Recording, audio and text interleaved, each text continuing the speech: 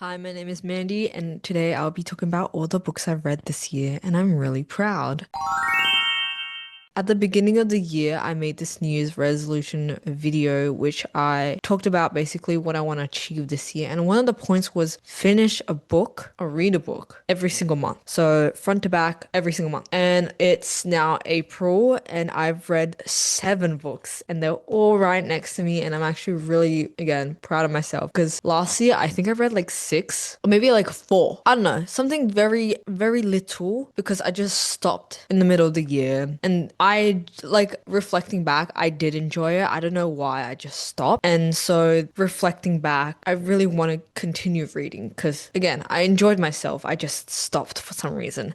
And this year I have been on a pretty well journey on achieving that. I've already kind of beat my goal because I'm only on the 4th month of this year, but I read 7 and on my 8th book. Though the 8th book, which is, I'll talk about it briefly, but is Sally Rooney, Beautiful World, Where Are You? This book is taking me a while. I've been reading it since the beginning for a week and I'm only halfway through. So it's taking me a while. It is definitely a slow read for me, but not because it's not interesting. I think it's more because of the way Sally Rooney's writing is, where it's very particular. So I had to kind of get my head around it, and now I'm only just getting into like actually intrigued in the storyline where I'm actually looking forward to it. So yeah, I think it's a grower, and I'm really enjoying it currently. Yeah, getting halfway through, it's getting juicy. But as of right now, that book it's a lot about relationships and how complex they can get. But I think that's like mostly all of Sally Rooney's books, which is like a group of people and how they connect and how messy they can get, really. So if you like books like that, go ahead. I will say that I think a big part that is very distinctly Sally Rooney is the way she writes speech and dialogue, speech, like interactions. It gets a bit confusing sometimes, but I think when you get the hang of it flows very nicely. And so I get why she writes in this certain style. I love it right now. I hope I have expectations on how they will end, but I fear something bad is going to happen. I feel like that's just Sally Rooney's story writing, is that it's not always going to be a complete happy ending because her stories are kind of meant to be realistic. But yeah. Anyways, let's get started. So I read 7, and at the beginning year, give me a second. Okay, at the beginning year, I read Really Good Actually by Monica Hazy. Monica Hazy. This book was very up my alley because I realized last year that I really like millennial like depressive kind of non-fiction. Oh, fiction, not non-fiction. Millennial depressive fiction. So a lot of like My Year of Rest and Relaxation, Sorrow and Bliss, The Good Material. I think that's another book that is very similar to this book. So if you enjoyed any of those books that I mentioned, you will probably like this. It's about a woman who basically went through divorce very young because she was in a relationship for the majority of her life, or at least a big part of her formative years, and getting out of that and still being quite young where your life has begun and not really. So it plays in that kind of middle ground where it's very unexplored, not unexplored. It plays in that middle ground, and it's situated in this kind of liminal space of this circumstance which is not explored as much, where it follows a young woman who's been through divorce, struggling with the fact the life she knew has ended, but she's still young, so her life has just begun as well. So it's kind of like a tightrope type situation. And basically, when I read this, it did take me a while to finish this. I'm not gonna lie.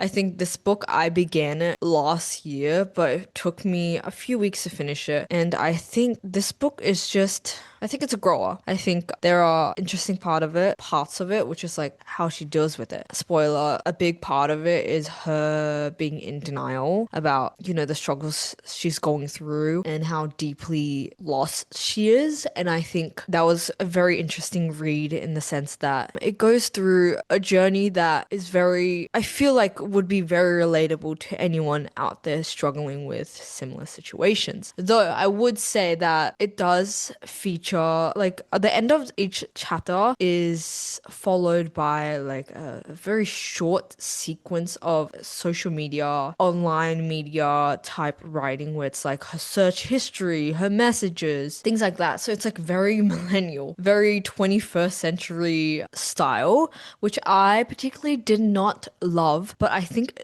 for me it just broke up the kind of flow I was in, so I did skip a lot of them. I think the reason why why it was included in the first place was to delve deeper or reinforce the idea of her being this young but lost individual. So I can see why the author chose that, but at the same time, it just wasn't my vibe. But generally, decent. I think it was okay. I think there are better books like this, but I think if you're getting into this kind of fiction style of fiction, genre of fiction, this is a great place to start. Really good, actually. The next book I read was Bunny. This book, I saw it everywhere. This is YouTube creator, this book talk creator that I did used to watch consistently called Jack Edwards. And he recommended this book, but it also, I feel like it went quite viral. And a big part of why I bought it as well was because of how cute the cover is. Like, what do you mean? Hot pink with the bunny on it? Wonderful. Though, I feel like this kind of cutesy book kind of leads you astray about what this actual book is about, which, spoiler again, a cult. It's about a cult. It's about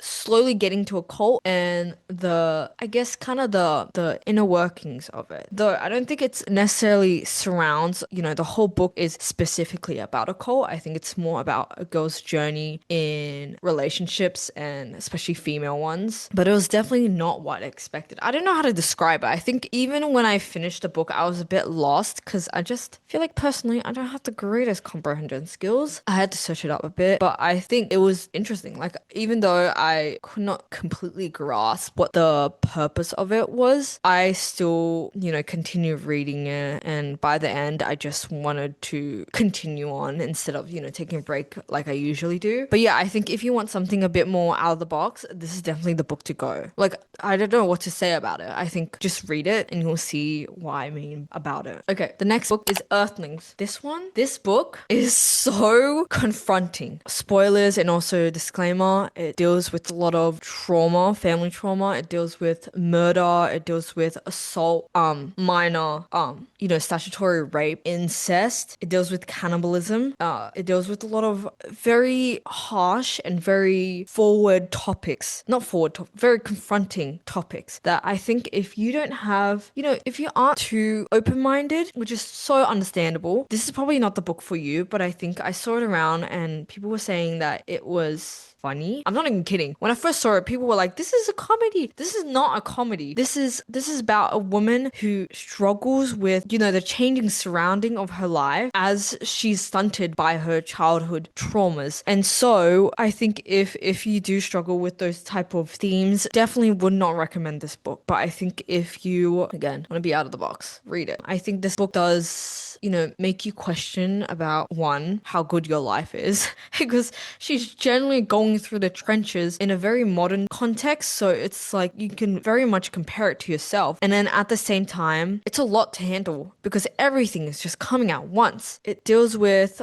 growing up and how alienating that could be in a very nonsensical way and how isolating that can be when everyone else is just okay with how things are changing, but you aren't. Because there's, especially in a culture like Japan where it's very, very on the surface, I feel like very passive, it kind of gets hard to, discuss topics like this, which is, I think, what makes it even more interesting because it's from a background where everything has to be suppressed. And it kind of, again, shows it from a point of view where everything just starts building up and building up and building up, and then it just turns into insanity, basically. But I do think it's a very interesting read because of that. It was definitely something where I stepped out of my comfort zone. So I actually thoroughly enjoyed it in an objective sense, but obviously subjectively, I thought it was disturbing. Okay, next book is the classic. The classic.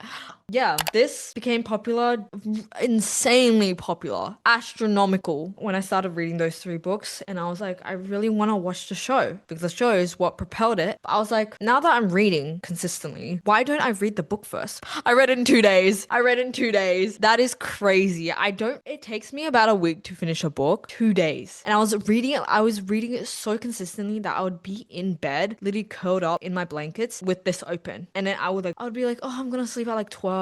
12 or 15 hits. Oh, I'll sleep at 12:30 to continue reading this. Crazy. I'm not gonna lie. In my subjective opinion, this book is good, but I think it's good in a way where I was really enjoying myself instead of being like the most groundbreaking, revolutionary book, you know? I think when you read, you can have a bit of fun with it. And that was what I wanted because obviously the last book I read was crazy in a very disturbing way, and this one was just much more easier to digest. And I mean, I feel like everyone in the world now knows the storyline. I feel like everyone now knows the story of this book, so I don't feel the need to, re-explain the synopsis. But very generally, it's just about two very high-profile hockey players and how they fall in love over the course of like nearly a decade, which with the addition of hella smart, obviously, which is probably what the majority of individuals enjoy, which I can see why, except personally, I don't really like smart. So I think a big downfall for me with this book is that I just wasn't the exact target audience for this, which I recognize, but I think it's still a fun book to read. It's very easy to handle, and I think the impacts of this book in, the queer community has been quite beautiful to witness. And yeah, I don't know what else to say. Like, I think you should read it. I think you should always read some fun books every once in a while. It doesn't have to be all of them. It doesn't even have to include smart. Just have some fun with your reading, because generally that is probably sometimes the reason why you can't get into reading, which is again understandable because some people are generally just reading for leisure and some are reading for some insights. And it really depends on what you're looking for in books. And for me in this case was some fun, and it definitely gave me that. Yeah, I think I really liked the writing. It was easy. I really liked the storyline. It was in a context that I was not familiar with, though the storyline was very easy flowing, nothing too crazy where I felt, uncomfortable, like something was crawling under my skin. So it was definitely something to read after a long day of working, which I was very happy about. So, makes me want to watch hockey now, not gonna lie. So that is also a thing that, may happen if you read this. Because I'm going on a trip soon, I'm gonna buy some books and to read on the plane because I'm the type of person to not sleep. So that means I need things to entertain me for nearly a whole 10 hours. And one of them is reading the next book in the series, Game Changers, I think it's called. I'm gonna buy it and read it because I feel like I mean, people said it was pretty decent. Like, if you're gonna like this, I think you're gonna like that. So I don't know yet because I haven't bought the book and read it, but I will tell you about it when I get the chance. But yeah, excited for the next one. I think it'll make the plane ride a lot faster since I can't sleep. Next book is Joan Didion. Yes, the classic. I feel like every woman reads this book because it's just one of those books that you hear everywhere about, especially the female experience.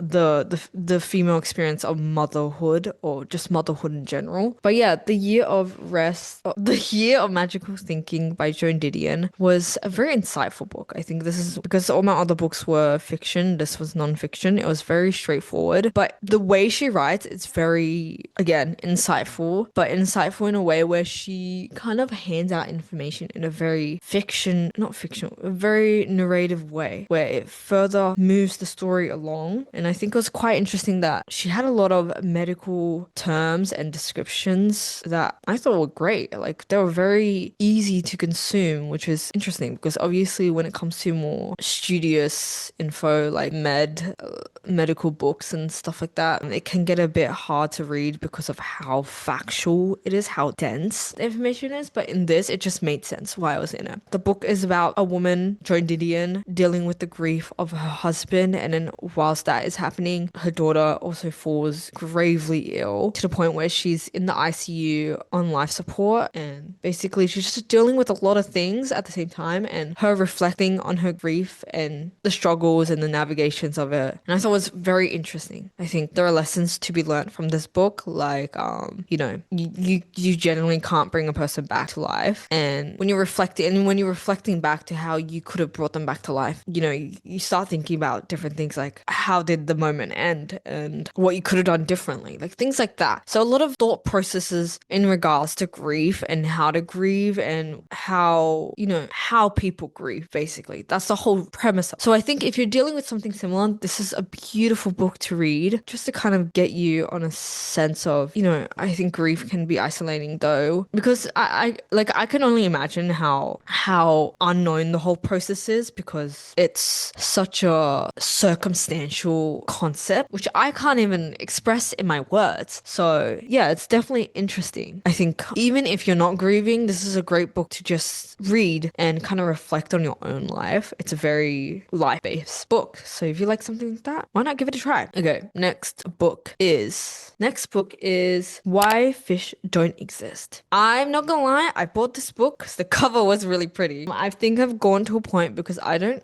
really look at a lot of book influences anymore. So now when I go to the bookstore, it's purely just intuition. And this one, I didn't do a bad job with it. I think it's overall loved it. I think the final impression of it was so hopeful because the whole book is basically one, it's fiction, not one, it's non-fiction, and two, it is the intertwining of two stories. One of the author dealing with her own, relationship downfalls and just her relationships in general, and two, her projecting her relationship or using someone else's story, a very historical figure, to kind of find a grounding in her own circumstance. And I think, at the beginning of the story, I'm not gonna lie, I didn't really like the author because, spoiler, she didn't do some great things. And personally, morally, I don't like those things that she did. Actually, very much hate the things that she did. But I think by the end of the book, not that I